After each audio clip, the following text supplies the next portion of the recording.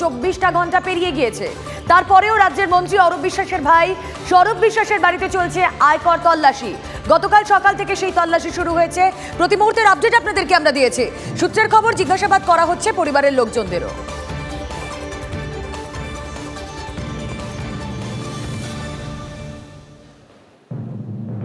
এখনো পর্যন্ত মন্ত্রী অরূপ বিশ্বাসের ভাই স্বরূপ বিশ্বাসের বাড়িতে চলছে আয়কর হানা। গতকাল সকাল থেকেই স্বরূপ বিশ্বাসের বাড়িতে সেখানে আয়কর আধিকারিকেরা তারা আসেন, বাড়িতে ঢুকে সেখানে বিভিন্ন নথিপত্র তারা দেখেন। গতকাল একযোগে 6 জায়গায় চলে এই আয়কর হানা, যার মধ্যে স্বরূপ বিশ্বাসের স্ত্রী জুই বিশ্বাস, যিনি তৃণমূলের কাউন্সিলর, তার দলীয় কার্যালয়, সেখানেও আয়কর বিভাগ হানা দেয়। এছাড়াও স্বরূপ বিশ্বাসের সঙ্গে ঘনিষ্ঠ এক ব্যবসার বাড়িতে সেখানেও আয়কর হানা চলে।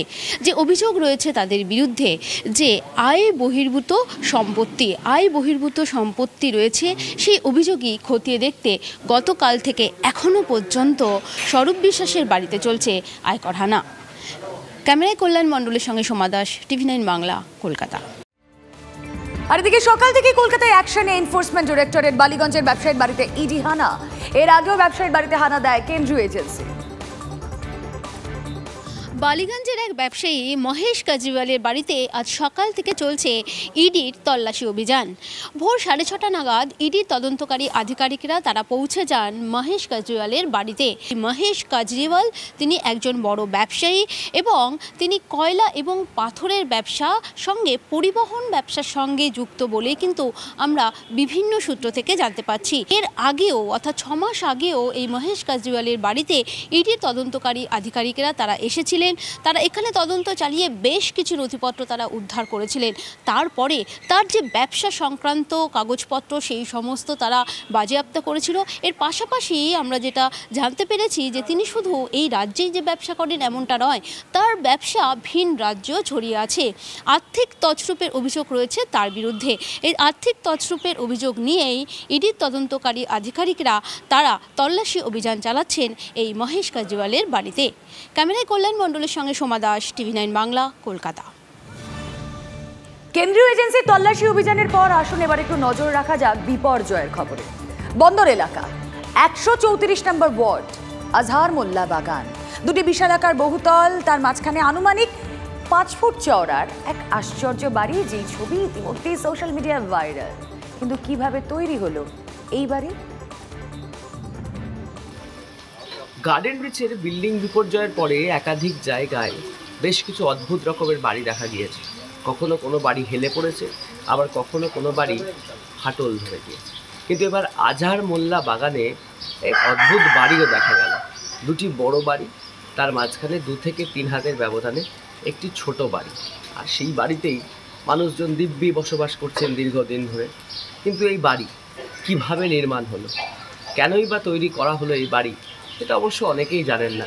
কিন্তু এই বাড়ি দেখতে অনেকেই আসছেন আর দেখে মজাও পাচ্ছেন, কারণ এই যে দুটো বড় বিল্ডিংয়ের মাঝখানে আর একটা ছোট বিল্ডিং, মেরে কেটে ওই 2 হাতের মধ্যে একটা গ্যাপ রয়েছে, আর তার মধ্যেই গড়ে উঠেছে চাপতলা একটি বাড়ি। ক্যামেরায় বিনোদের সাথে Aritra, TV9 Bangla, garden reach. আর আবাসন নিয়ে এবার অন্য ভাবনা। কলকাতা হাইকোর্টের অনুমতি আছে কি নেই কেনার আগেই জানতে পারবেন ক্রেতারা। দ্রুত এই বিষয়ে নির্দেশ দিতে পারে আদালত। গার্ডেন রিচে ভয়াবহ বিপর্যয়, ভেঙে পড়েছিল বাড়ি, অবৈধ নির্মাণ, এবং তার জেরে কলকাতা হাইকোর্টে মামলা দায়ের হয়েছে। কলকাতা বন্দর এলাকায় কত অবৈধ নির্মাণ রয়েছে তা জানতে চেয়ে মামলা করেছেন রাকেশ সিং, যে মামলার অনুমতি দিয়েছে কলকাতা হাইকোর্ট। আর অন্যদিকে অন্য একটি মামলায় আবাসন নিয়ে গুরুত্বপূর্ণ ভাবনার কথা জানিয়েছেন বিচারপতি অমৃতা সিনহা। তার স্পষ্ট বক্তব্য যে কলকাতা, হাওড়া সহ অন্যান্য পুরসভাগুলো তারা তাদের ওয়েবসাইটে জানাবে যে কোন আবাসন বৈধ আর কোন আবাসন অবৈধ। সেই মোতাবেক ওয়েবসাইটের তথ্য দেখে যারা আবাসনের ফ্ল্যাট কিনছেন তারা জানতে পারবেন আদৌ তারা বৈধ ফ্ল্যাট কিনছেন কিনা। এই যদি প্রবণতা থাকে, এভাবে যদি ওয়েবসাইটে অবৈধ নির্মাণ নাকি বৈধ নির্মাণ, আবাসনটি বৈধ না অবৈধ তা উল্লেখ থাকে, তাহলে তা আদপে যারা ক্রেতা, যারা ফ্ল্যাট কিনছেন তাদেরকেই সাহায্য করবে। কলকাতা হাইকোর্টের এই ভাবনা কয়েকদিনের মধ্যে ইমপ্লিমেন্টেড হতে পারে, এমনটাই আমরা জানতে পারছি। ক্যামেরা অর্ঘর সঙ্গে সুমন, TV9 বাংলা, কলকাতা। প্রচারে ঝড় তুলতে ফুল ফর্মে কীর্তি আজাদ। দিল্লি থেকে ফিরেই প্রচারে প্রাক্তন ক্রিকেটার। দুর্গাপুরের চণ্ডীদাস বাজারে সাইকেল করে জনসংযোগ। প্রচার শুরু করলেন কীর্তি আজাদ। ভারতীয় দল 1983 বিশ্বকাপ জয়ী কীর্তি আজাদ প্রচার শুরু করেছেন দুর্গাপুরে।